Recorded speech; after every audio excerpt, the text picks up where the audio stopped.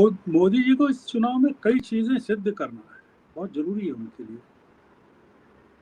कि जैसे एक परसेप्शन है उनकी लोकप्रियता गिर रही है, राहुल की बढ़ रही है, या उनका क्लाउड कम हो रहा है, या आरएसएस के बिना जीत नहीं सकते। ये मोदी जी को इस चुनाव में वो ये होगा कि the democracy can be purchased, can be manipulated, can be intimidated. Amit Shah कह रहे हैं कि हमको 200 सीटें मिलेंगी बिहार में, तो वो 200 सीटें तेजस्वी को मिलना चाहिए। मैं I want to see this thing happening. Rohini Acharya क्या कर रही हैं और तेज प्रताप क्या कर रहे हैं, घर में महाभारत चल रहा है उनका। तो वैसे ही यदुवंश के हैं तो महाभारत तो चल ही सकता है, इसलिए कोई।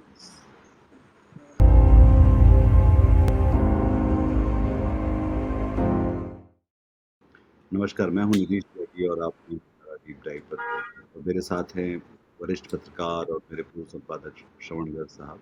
और आज हम लोग बात कर रहे हैं बिहार के बारे में। इस तरह से कि बिहार क्यों पूरे देश के लिए एक तरह से और उसकी राजनीति के लिए और हमारे लोकतंत्र के लिए सबसे एक महत्वपूर्ण पड़ाव की तरह है। और वो इस तरह से अब चुनाव लगभग सामने आ ही गए हैं। कुछ ही दिनों में उसकी हो जाएगी चुनाव की तारीखों की। नवंबर से पहले सरकार बननी है जो की है। तो इस पूरे परिदृश्य को हम लोग कैसे देखते हैं वहाँ की वर्तमान राजनीति के तहत और उसके जो राष्ट्रीय मतलब अर्थात क्या है, तो वो श्रवण जी से समझना चाहेंगे। तो श्रवण जी ये जैसे कि हम लोग बात करते हैं कि बिहार जो है वो एक किस तरह से राजनीति को बदलने वाला है भारत की, वहाँ का जो चुनाव इस पे। देखिए, भारत की राजनीति को कैसे प्रभावित करेगा, मैं इस पर बहुत बोल नहीं सकता। मैं ये बोल सकता हूँ कि ये मोदी की राजनीति को बहुत ज़बरदस्त तरीके से प्रभावित करेगा। और चूंकि मोदी ही इस समय भारत हो गए हैं, या उन्होंने अपने आप को भारत मान लिया है, तो मोदी के जरिए ये भारत को प्रभावित करेगा। मैंने चूंकि बहुत सालों से देख रहा हूँ बिहार को, 50 साल से तो देख ही रहा हूँ मैं, 74 से। मैं इस चुनाव को बहुत अलग तरीके से देखना चाहता हूँ, और इसका जो महत्व है, इसका जो इम्पोर्टेंस है, वो थोड़ा शेयर करना चाहता हूँ चिंता के साथ। और वो चिंता ये है कि राहुल गांधी कहीं ओवर कॉन्फिडेंस में हम लोगों को थोड़ा सा निराश तो नहीं कर देंगे। इसलिए ये चिंता है कि इस चुनाव के जो परिणाम होंगे, वो विधानसभाओं के जो पहले चुनाव हुए हैं हाल के दिनों में, उनसे अलग होंगे, और कॉन्सिक्वेंसेस भी अलग होंगे। तो मैं जो देख रहा हूँ उसमें राहुल गांधी को एक तरफ देख रहा हूँ बैटलफील्ड में, और एक तरफ मोदी को देख रहा हूँ। तो मेरा जो आज की तारीख में, मतलब हम जिस दिन बात कर रहे हैं, उस दिन का पर्सपेक्टिव क्या है, चुनाव की घोषणा नहीं होने के पहले का पर्सपेक्टिव क्या है, वो बदल जाएगा तो बात अलग है। पर मुझे बहुत ज़्यादा बदलने की उम्मीद राहुल के तरफ से नहीं है। बदलने की जो उम्मीद है या आशंका है, वो मोदी एंड पार्टी की तरफ से है। मतलब ये कि they will become more offensive. जो डर है, और देश को उस तरफ थोड़ा-सा सचेत करना ज़रूरी है। मतलब ये कि ऑपरेशन थिएटर में ले जाने से पहले अ, चाहे ऑपरेशन छोटा हो, मरीज के रिश्तेदारों से लिखवा लिया जाता है कि we are will be ready to face the consequences, और मरीज भी अगर होश में हो तो साइन कर देता है कि not to blame on the doctors, not to put any blame on the doctors, it's like that. तो मैं इस समय वो कर रहा हूँ कि थोड़ा-सा I am trying to seek signatures from जो इसको सुन रहे हैं। तो उसमें ये है कि मरीज अगर ठीक से निकल आए तो अच्छा, नहीं निकले तो भी I would not be blamed. Modi and Shah ने अपने पूरे रिसोर्सेस को इसमें डाल दिया है, चुनाव, in an unprecedented manner.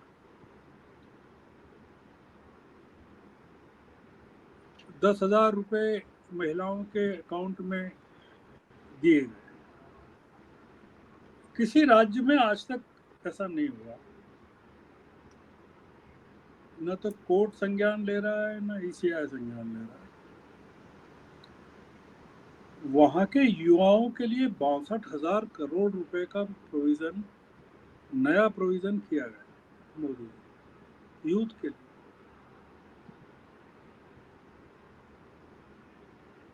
This is also unprecedented. पैसा झोंक दिया गया है, मैन पावर झोंक दिया गया है, इलेक्शन कमीशन को झोंक दिया गया है, या झुक गया है, खुद ही अपने आप झोंक दिया उसने। और जो एलाइज हैं एनडीए के, उन्होंने अपने आप को कॉम्प्रोमाइज कर लिया है। जो भी कह रहे हैं मोदी जी उनसे, शाह कह रहे हैं उनसे, और एलाइज के अलावा प्रशांत किशोर और Kejriwal type people are going to play major role, very big role.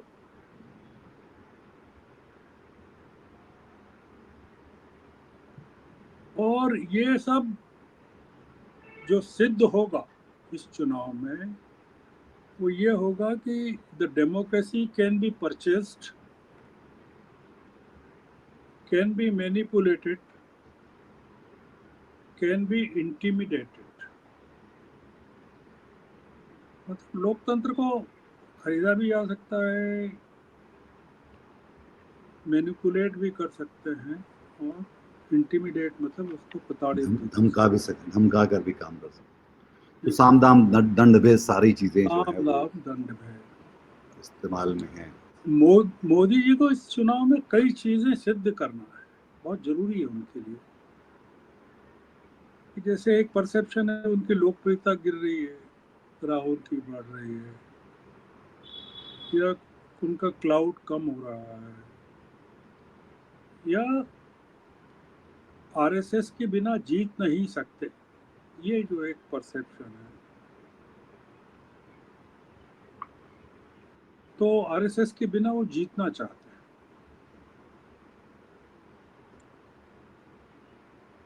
और ये एक बड़ा फैक्टर होगा, मतलब आरएसएस के बिना जीतना बिहार में, it will be a major thing. तो मोदी जी को कई चीजें सिद्ध करना है, और वो जरूरी है उनके लिए सत्ता में रहने के लिए। इसमें जो सबसे बड़ा फैक्टर है, जो अभी एक सर्वे आया है सी वोटर का, उसमें जो चीज़ आई है उभर के, वो ये आई है कि Prashant Kishor would be a major factor, बड़ा फैक्टर होंगे वोट काटने में। तो वो वोट कौन कटवा रहा है? उनके क्यों, कौन चाहता है उनको वोट कटवाना? दो तीन चीज़ें कि प्रशांत किशोर को खड़ा करके प्रशांत किशोर खुद अपने लिए क्या हासिल करना चाहते हैं, और पॉलिटिक्स में जो प्लेयर्स हैं मेजर, वो क्या हासिल करवाना चाहते हैं। तो राहुल ने तो उनको भगा दिया था अपने घर से कि नहीं, वी डोंट वांट,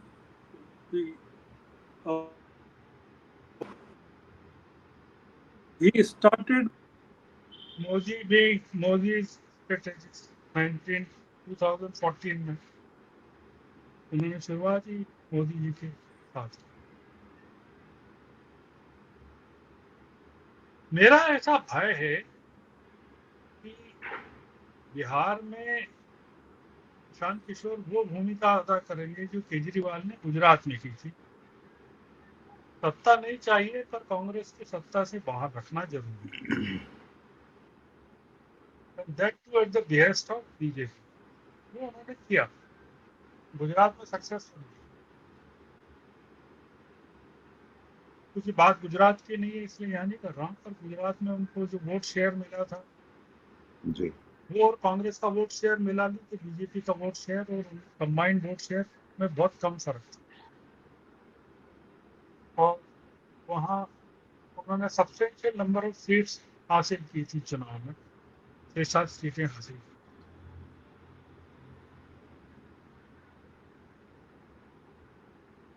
नहीं रहा है कि ये इतनी सीटों पर लड़ने के लिए प्रशांत किशोर के पास पैसा कहाँ से आ रहा है। तो इस फंडिंग 243 कॉन्स्टिट्यूंसी है, कहाँ से आ रहा है? एक कॉन्स्टिट्यूंसी में कम से कम 50 करोड़ 100 करोड़ खर्च होता है। तो ये 20,000 करोड़ या 24,000 करोड़ रुपया कहाँ से आ रहा है? वो इस फंड हम पूछ नहीं रहे, कोई नहीं पूछ रहा। और ये भी नहीं पूछ रहे कि प्रशांत किशोर अल्टीमेटली क्या सिद्ध करेंगे चुनाव में। और राहुल गांधी का कंसर्न उसमें कितना है कि नहीं है, is he really concern about the whole thing. हमारी चिंता इस डिबेट की राहुल गांधी है, मतलब मैं ये सिद्ध करना है। हमने पिछली बातचीत में राहुल गांधी को एक फेनोमेनल के रूप में अपने लिए एक लिबरेटर के तौर पर पेश किया। उसी का एक्सटेंशन ये है जो कि हमारे अब डर क्या है। वोटर का जो सर्वे है वो ये कहता है कि वो नीतीश के वोट काट रहे हैं। इसका मतलब ये है कि बीजेपी का जो सवर्ण वोट बैंक है वो इंटैक्ट है, और नीतीश ये पीछे स्वयं सवर्ण है, इसलिए जी। एक सवर्ण अपने वोट नहीं कटवाएगा दूसरे सवर्ण को देकर। तो नीतीश के वोट कटवा रहे हैं। और वो नीतीश का जो मुख्यमंत्री के चेहरे के लिए जो सर्वे में आया परसेंटेज, वो पीछे का 23% आया है और नीतीश का 16% आया। तेजस्वी का हालांकि 35% आया। तो जो वोट कटेंगे वो 57.3% के करीब वोट काटेंगे। इसका मतलब ये चिराग पासवान ने पिछली बार जो 2020 में नीतीश के वोट काटने की भूमिका निभाई थी वो इस बार प्रशांत कर। और पिछली बार भी बीजेपी की मदद की थी चिराग ने, नीतीश का कद छोटा कर दिया था जेडीयू के सामने, और इस बार भी जेडीयू का कद छोटा कर दिया। और जरूरत पड़ी तो हो सकता है बीजेपी के साथ मिल भी जाए, सपोर्ट भी करें। पर वोट काट लेंगे तो भी वो एक बड़ा बीजेपी के लिए रिलीफ होगा, चाहे सरकार में जैसे न भी बना। तो नीतीश के भी वोट काटेंगे, तेजस्वी के भी वोट काटेंगे। अगर तेजस्वी के वोट काटते हैं तो नीतीश के काटते हैं तो बीजेपी को फायदा हो जाएगा, क्योंकि एक वोट शेयर बीजेपी का बढ़ जाएगा।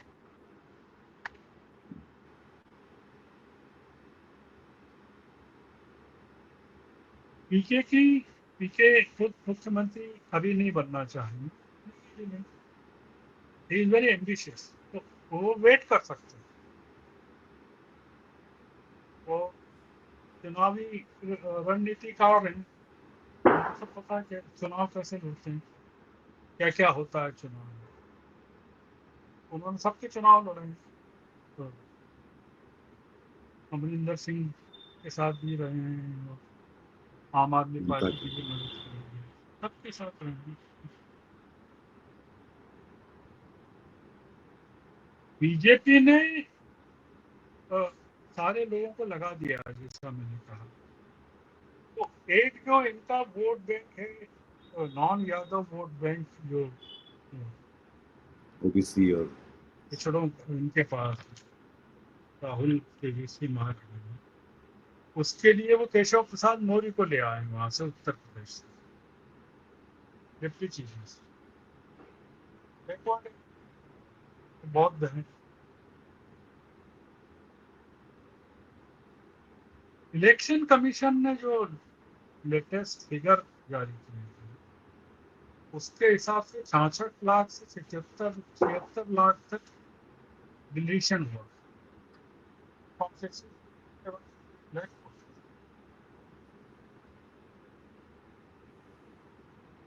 ये ज्यादातर जो कटेंगे वो माइनॉरिटीज के होंगे, या हाँ, जिन इलाकों में आरजेडी महागठबंधन पिछली बार जीती थी वो उन इलाकों के हो सकते हैं।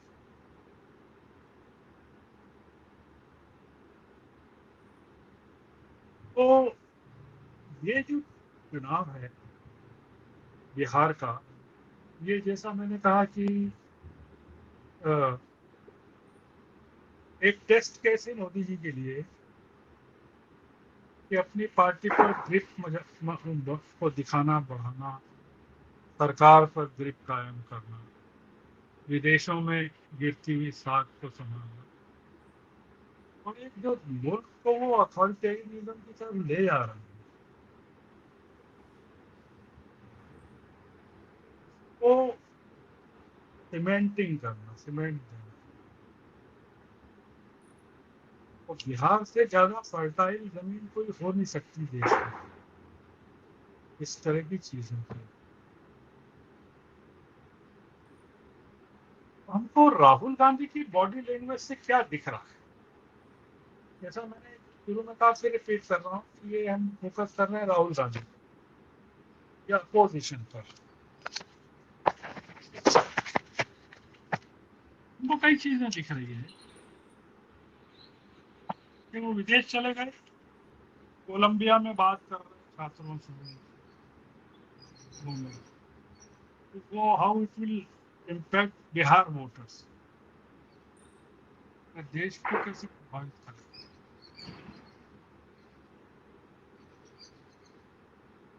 बिहार के टमाटर वहां बेचने चले गए कोलंबिया, या मधुबनी साड़ी वहां बेचने गए। एक एक्सप्रेशन ये नजर आता है कि मैंने अपना काम कर दिया। राहुल के एक्सप्रेशन से ये लग रहा है कि भाई मैंने अपना काम काफी कर दिया। मोदी जी की बॉडी लैंग्वेज से ये लग रहा है कि मैंने कभी शुरू ही नहीं किया। बिहार इसके विपरीत जेडीयू का जैसे मैंने बताया आपको पिछली बार और इस बार का, चिराग का बताया, वैसे ही बाकी भी जो इनके लोग हैं। तो पिछली बार एक जो वीआईपी इम्पोर्टेंट पार्टी है, विकासशील इंसाफ पार्टी, वो इनके साथ लड़ी थी, एनडीए के साथ।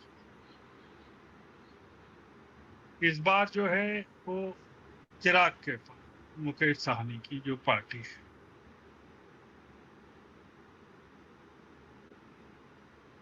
अब इसमें जो इनके जो अलाइज हैं, इस मतलब एक चीज जो ध्यान रखना चाहिए वो ये कि पिछली बार 2020 में हुए थे चुनाव, तो दोनों के बीच में फर्क सिर्फ 10 सीटों का रहा था। मतलब एनडीए को 125 और महागठबंधन को, तेजस्वी वाले को 110। पर वोट, पॉपुलर वोट का जो परसेंटेज था वो 0 पॉइंट समथिंग था। मतलब इनको 37.26 थे और इनको 37.23 मिले। बहुत ज्यादा फर्क नहीं था। वो मेनली जो फर्क आया था वो कांग्रेस की हठधर्मी से आया था। जो मैं कहना चाहता हूं कि उनकी कुवत नहीं थी 70 सीटों पर लड़ने की। उन्होंने जिद करके 70 सीटें ली और 19 पर ही जीते पिछली बार। पर पिछली बार राहुल गांधी ने इस तरह कोई यात्रा फात्रा नहीं की थी। और तेजस्वी थोड़े विनम्र हैं, वो मान गए होंगे, या लालू मान गए होंगे। पर चीजें बदली नहीं है। मैं ये जो बताना चाहता हूं कि एनडीए में they have fall in lines allies, मान जाएंगे वो, जो कहेंगे वो करेंगे। कांग्रेस ने 76 लोगों की लिस्ट दी है, 76। जो विकासशील इंसाफ पार्टी है,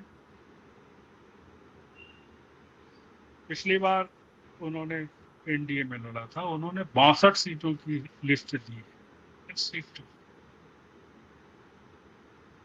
सीपीआई, सीपीएम, सीपीआई, एमएल, इन्होंने जो पिछली बार सीटें लड़ी थी, बहुत ही कम सीटें लड़ी थी, 10 5 सीटें लड़ी। अब उनको 35 सीटें चाहिए।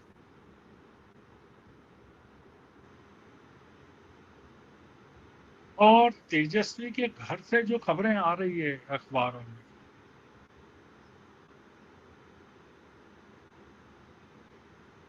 सही है गलत है पता नहीं।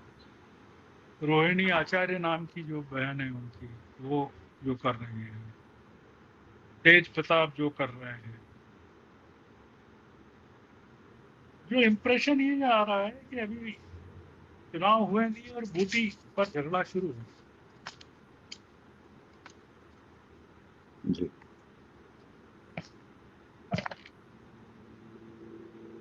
हम ये पिन पॉइंट करना चाहते हैं कि राहुल की आखिर उम्मीदें किस चीज पर है। एक कास्ट रिडन स्टेट है, ऊपर से नीचे तक पूरी पॉलिटिक्स जो है कास्ट रिडन है।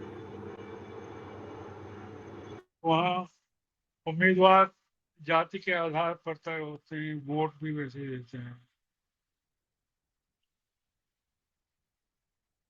तो राहुल क्या हासिल करेंगे, कैसे करेंगे, ये हमारी चिंता है।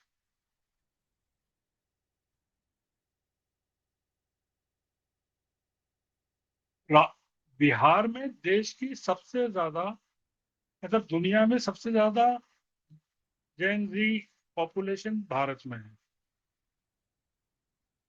और भारत में सबसे ज्यादा जैन जी पॉपुलेशन बिहार में है। 58% वो आबादी है बिहार में, तो 25 साल से कम उम्र की है।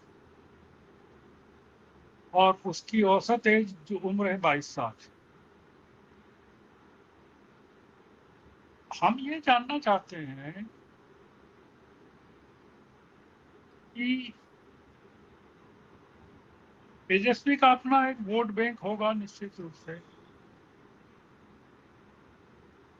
और माइनॉरिटीज भी राहुल के साथ आ जाएंगे, आ जाएंगे अगर वोट नहीं काटे गए उनके। पिछली बार ओवैसी ने भी बहुत काटे थे, जी। काफी जगह खड़े किए थे, 30 एक जगह खड़े।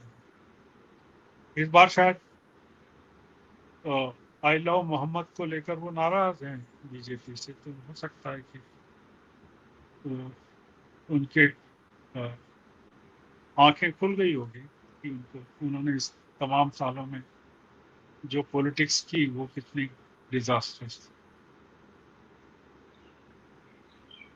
पिछली बार जो वोट परसेंटेज मैंने बताया कि कितना कम था,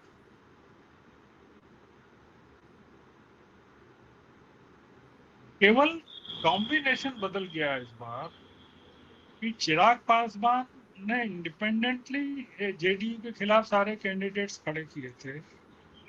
इस बार वैसा ही कुछ काम प्रशांत किशोर करेंगे, तो भूमिका का एक्सचेंज हो गया है रोल बदल गया पर और काम वही हो रहा है। बेनिफिशियरी वही रहने वाला है, मतलब बीजेपी, और लूजर भी वही रहने वाला है जेडीयू।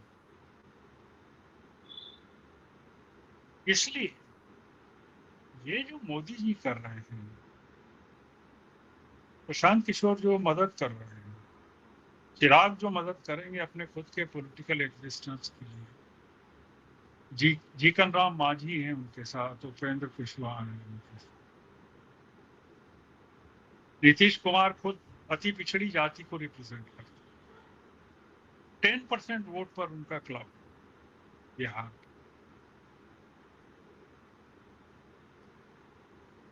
हमको चिंता यह है कि कहीं राहुल ओवर कॉन्फिडेंट तो नहीं है,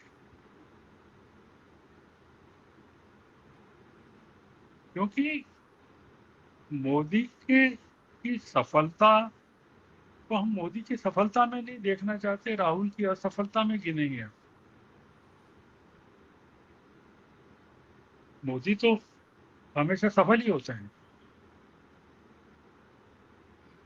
पर राहुल का असफल होना बिहार में तो बहुत बड़ा सेटबैक होगा। तो मैं यही समझना चाह रहा था कि ये जो, क्योंकि इसमें जो दरअसल अगर ये एक रेफरेंडम है चुनाव आयोग और चुनाव प्रक्रिया पर भी एक तरह से, तो जो जिस तरह से कांग्रेस ने उसको या इंडिया ने इसको इस तरह से बना लिया है जो पूरा, क्योंकि नारा वहाँ पे बीजेपी और नरेंद्र मोदी नहीं है, नारा वहाँ पे वोट चोर गद्दी छोड़ है।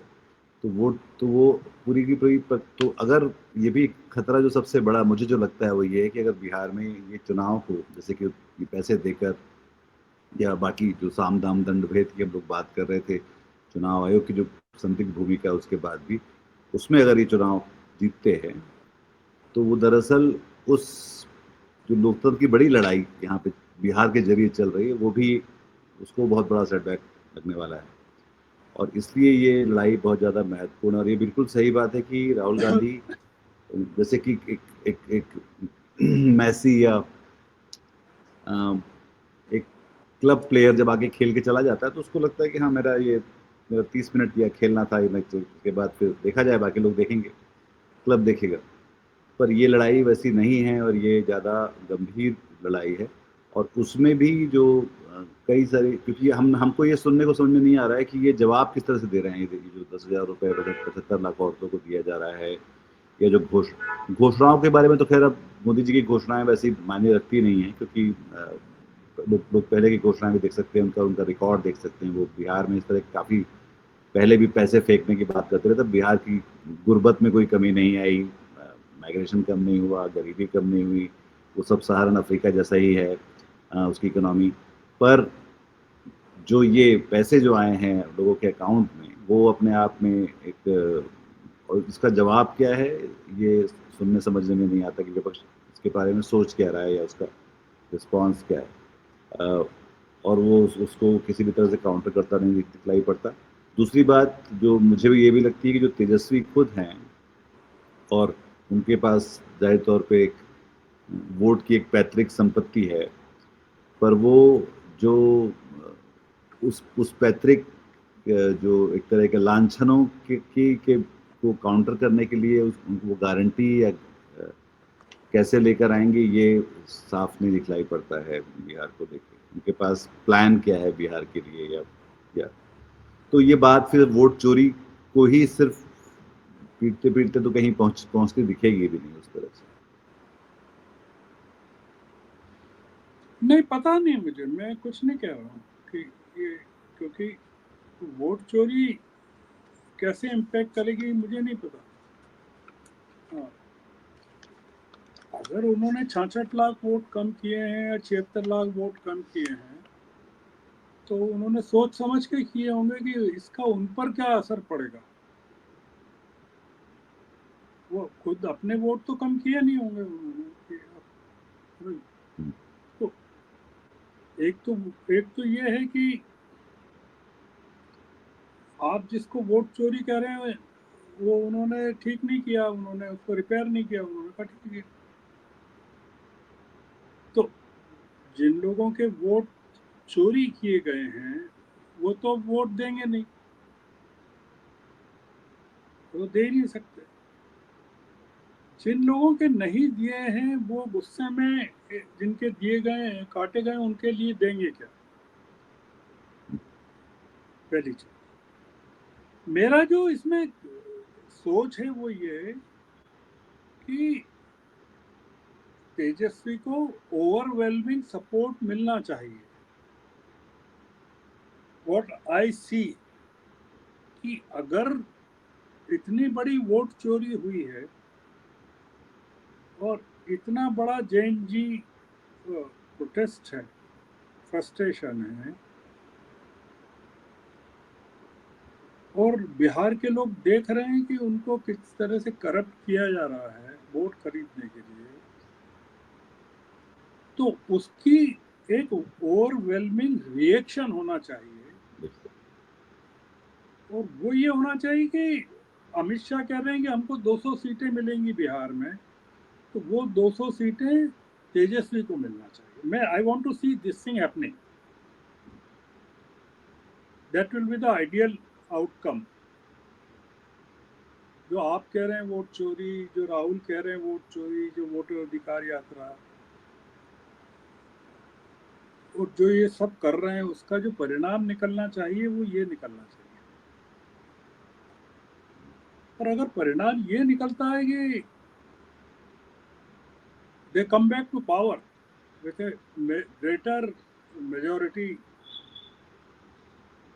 माइनस नीतीश कुमार,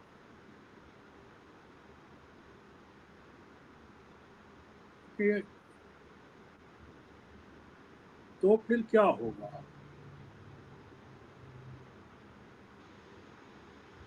मैं जो एक चीज कई बार सोचता हूँ, क्योंकि I been part of Bihar movement,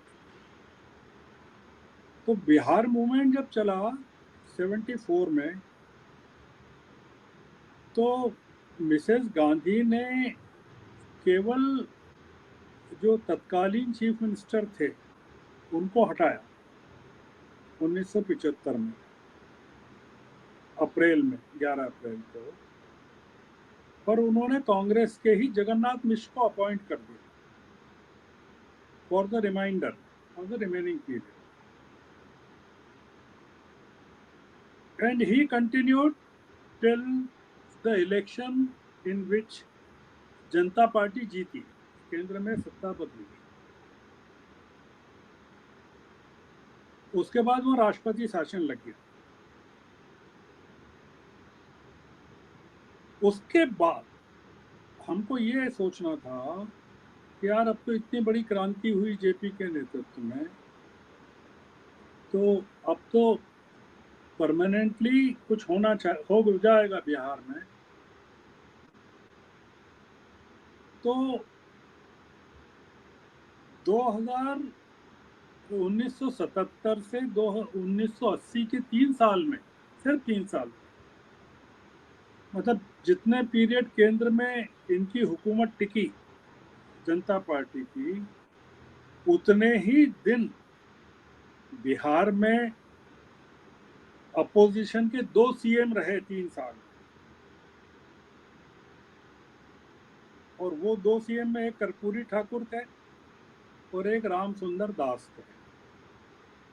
Karpoori ji 301 दिन रहे और राम सुंदर दास 302 दिन रहे।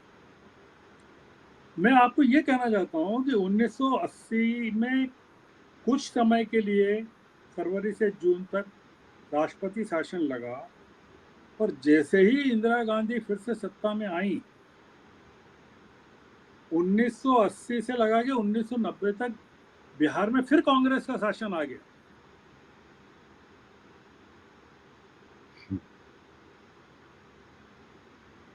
हमारे डिबेट्स में कभी इन चीजों पर बहस नहीं होती है बिल्कुल। कि 1980 में अगर आना था तो लालू यादव को आना था, जो 1990 में आए सत्ता में। लालू यादव चीफ आर्किटेक्ट थे स्टूडेंट मूवमेंट के वहाँ।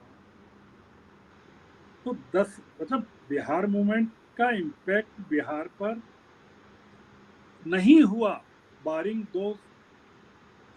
दैट स्मॉल पीरियड जिसमें कर्पूरी जी और राम सुंदर दास रहे 300 दिन। हमको बिहार कई मानों में अनप्रेडिक्टेबल है, ये मैं कह रहा हूँ।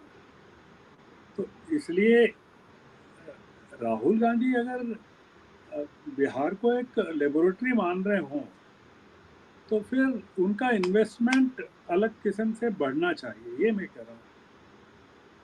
इन्वेस्टमेंट भी, वो और साथ में ये जो पूरा जो एक टीम का भी जो बात है कि बाकी लोग। हाँ, अब वो कृष्णा अल्लावेलू और वो जो वहाँ के जो प्रदेश अध्यक्ष बदल दिए उन्होंने, वो तो अच्छा काम किया, काफी चेंज भी किया उन्होंने चीजों को। पर मैं कंपैरेटिव स्टडी कर रहा हूँ मैं कि राहुल अगर 10 रुपए इन्वेस्ट कर रहे हैं तो बीजेपी 100 रुपए कर रही है, ये मैं कह रहा हूँ।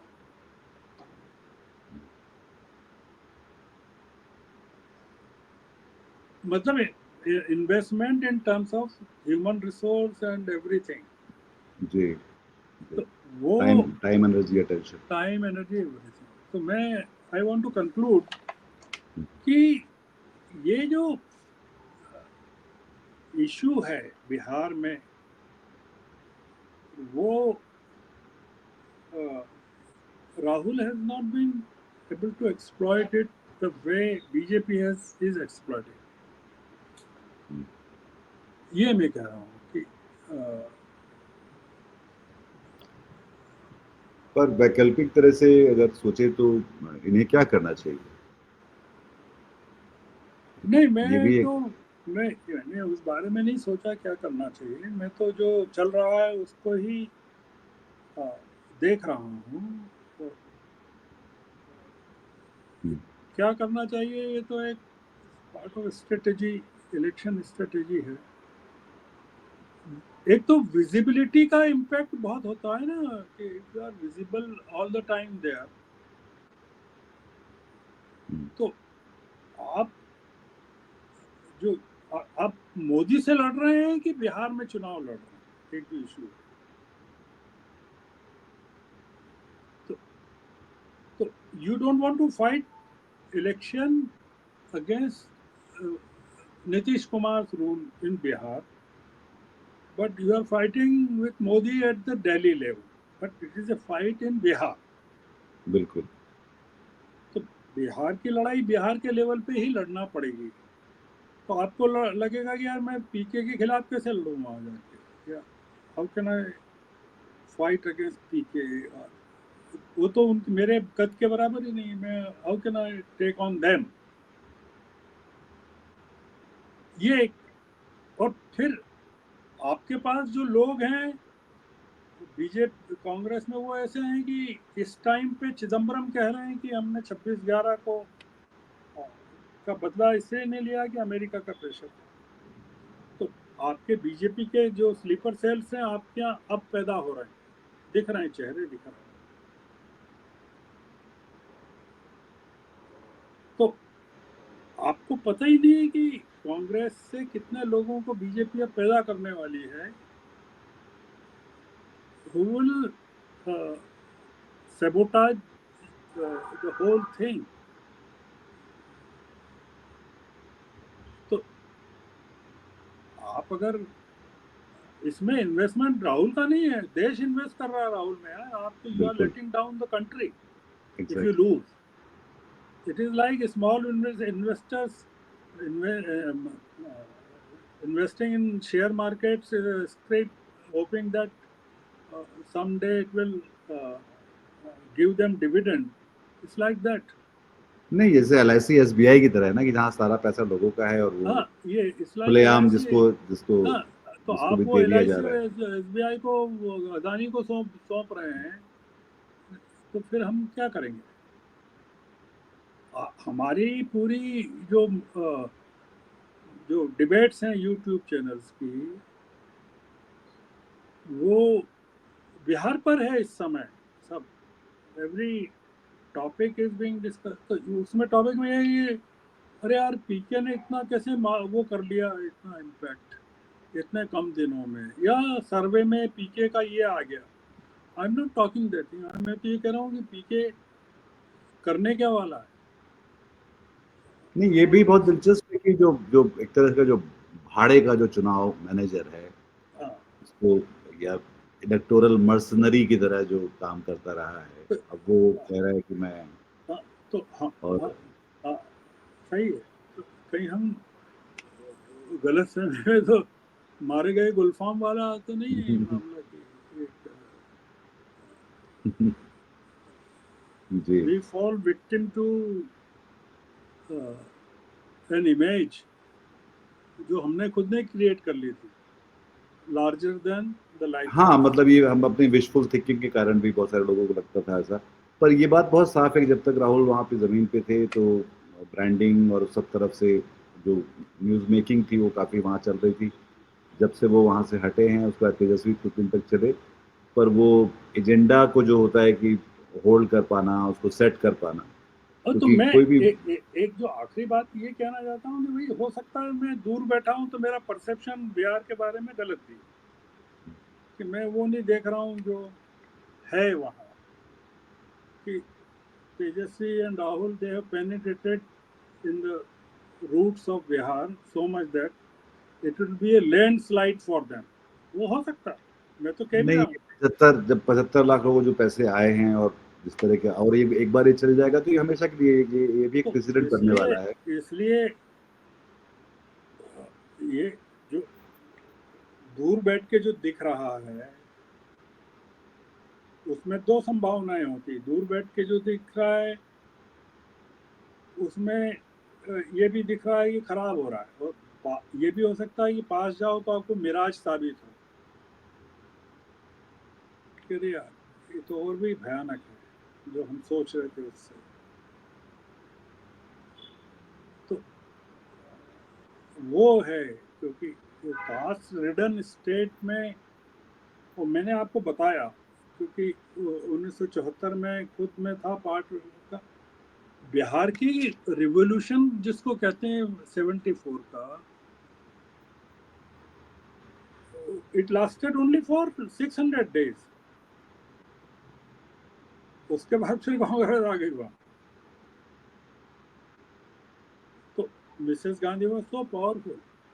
और 90 में भी 90 में भी इसलिए आई लालू यादव की there was no Indira Gandhi and no Rajiv Gandhi there in Delhi. तो इसलिए वैक्यूम हो गया था जी कांग्रेस में। तो राहुल ने उस वैक्यूम को पहली बार फिल किया है आफ्टर एजेस, आफ्टर 1990, कि मैं हूं अब। तो 1990 से अब तक तो 34 साल हो गए, 35 साल हो गए। नहीं, इसलिए उसमें मैं ये कह भी रहा हूँ है कि कि जो मतलब राहुल सिर्फ कांग्रेस के नेता बनकर बिहार में नहीं है, वो एक उस पूरी बाकी सारी चीजों की जो राष्ट्रीय विपक्ष है, एक प्रतिपक्ष की राजनीति है, वो सबको भी एक तरह से, और लोकतंत्र जिस तरह के एग्जैक्टली उसमें हम वो तो बड़ी चीजें स्टेक पर हैं और वो सिर्फ वहां पे ये जिसको शॉर्ट चेंजिंग कहते हैं या सिर्फ सीटों की मारामारी और ये सब जो आप उसको देख रहे हैं रहेगी सीटों हमेशा। की मारामारी देख रहे हैं आप। जी रोहिणी आचार्य क्या कर रही हैं और तेज प्रताप क्या कर रहे हैं, घर में महाभारत चल रहा है उनका।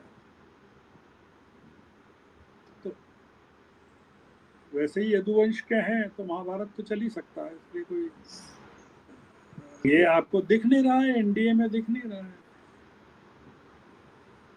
डिसिप्लिन है सब, उनको पता है कि ये चुनाव हारे तो खत्म, खेल खत्म, पैसा हजम। उनकी चीजें शायद सामने उस तरह से नहीं आ रही होती, बट मेरे ख्याल से वहां पे क्योंकि एक आप अगर बिहार लंबे में समय एक सिग्निफिकेंट बदलाव ये भी है कि जो नीतीश कुमार अगर का एक तरह से आखिरी मुकाम पड़ाव है और उसके नहीं बाद ये बहुत नीतीश कुमार का ये आखिरी है, वैसे भी आखिरी है, कोई इशू नहीं है। Nitish Kumar is gone for ever. he has become a token for himself now हाँ in तो इसलिए वो नहीं है। politics. कई बार ये होता है कि जो सत्ता में रहते हैं उनको सत्ता में ही रहने की आदत पड़ जाती है, पर जो विपक्ष में रहते हैं उनको भी विपक्ष में रहने की आदत पड़ जाती है, तो जी, वो विपक्ष में रहकर भी फिर खुश रहने लगते हैं, ऐसा है। तो जनता ऐसा नहीं कर सकती ना। बिल्कुल नहीं। बिहार को मतलब जाहिर तौर पे जो उनके सारे आंकड़े देखिए, सारे डेटा देखिए तो साफ लगता है कि बिहार बेहतर राजनीति, बेहतर गवर्नेंस डिजर्व करता है। वो सारी साइकिलें जो जिनको दिखा के नीतीश जी बहुत क्या बोलते हैं प्रसिद्ध हुए थे, वो सब साइकिलें जंग खा के कहाँ पड़ी। अब उन साइकिलों की कोई बात नहीं करता, सड़कों की कोई बात नहीं करता, उनके पुलिस प्रशासन की कोई बात नहीं करता। तो उन सारी अब कोई कॉलिंग कार्ड जो बोलता है ना, जैसे जैसे ट्रम्प पूछता कि कार्ड कहाँ है, तो कार्ड जो है वो अब उस तरह से कहाँ दिखलाई पड़ता है। पर ये जो एक तरह से जो पैसे दे के वोट लेने की जो बात है, और ये लगातार सिर्फ यहाँ थोड़ी ना हुई है, पहले भी हुई, कहीं छोटे मोटे कम स्तर पे हुई। तो इसका क्या रास्ता निकलेगा एक स्वस्थ लोकतंत्र के लिए? नहीं, दुनिया में कोई पैसे से थोड़ी चुनाव जीते जाते हैं, दुनिया में कन्विक्शन से जीते जाते हैं। अमेरिका में पैसे से थोड़ी जीते जाते हैं। न्यूयॉर्क के मेयर का चुनाव ममदानी कोई पैसे से थोड़ी जीत रहा है। आप देखिए वो इलेक्शन जो हो रहा है, it is an eye opener. जी ट्रंप ने उसमें अपनी पूरी ताकत झोंक दी एक मेयर के चुनाव। स्टिल दैट यंग मैन नहीं वो तो बहुत अच्छा है, और वो बता सकते हैं कि वो एक गुजराती मूल के मुस्लिम है जो जिन्होंने पूरे न्यूयॉर्क की और पूरी डेमोक्रेटिक पार्टी को एक नए तरह से उसको कॉन्फ़िगर करने की काम दिखलाई पड़ रहा है। तो हम लोग शमन जी बहुत शुक्रिया इस बातचीत के लिए बिहार पे, और ये मेरे ख्याल से एक अच्छा विश्लेषण है ये समझ पाने के लिए कि चीज़ें कैसे बदल रही हैं ज़मीन पर, और उन पे अगर हम लगातार ध्यान देते भी रहेंगे, बात भी करते रहेंगे, और उसके जो अर्थात हैं हमारे दर्शकों के लिए हम बताते रहेंगे। अगर आपको ये बातचीत पसंद आई तो इसको लाइक करिए, चैनल को सब्सक्राइब करिए और अपने हम ख्यालों के साथ साझा करिए। श्रवण जी बहुत बहुत धन्यवाद आपका, लोग फिर मिलेंगे। और आपके और दर्शकों आप से अपील है कि वो सब्सक्राइब करें हरकारा को, बातचीत को शेयर करें, लोगों में चर्चा करें और प्रमोट करें एक अच्छे काज को, तो अच्छा रहे, डेमोक्रेसी के लिए जरूरी है। तो नमस्कार और अपना ख्याल रखिए, और हम लोग जुड़े रहेंगे। धन्यवाद। आज की ताजा खबर, आज की ताजा खबर, आज की ताजा खबर। आओ काका जी इधर, आओ मामा जी इधर, सुनो दुनिया की खबर।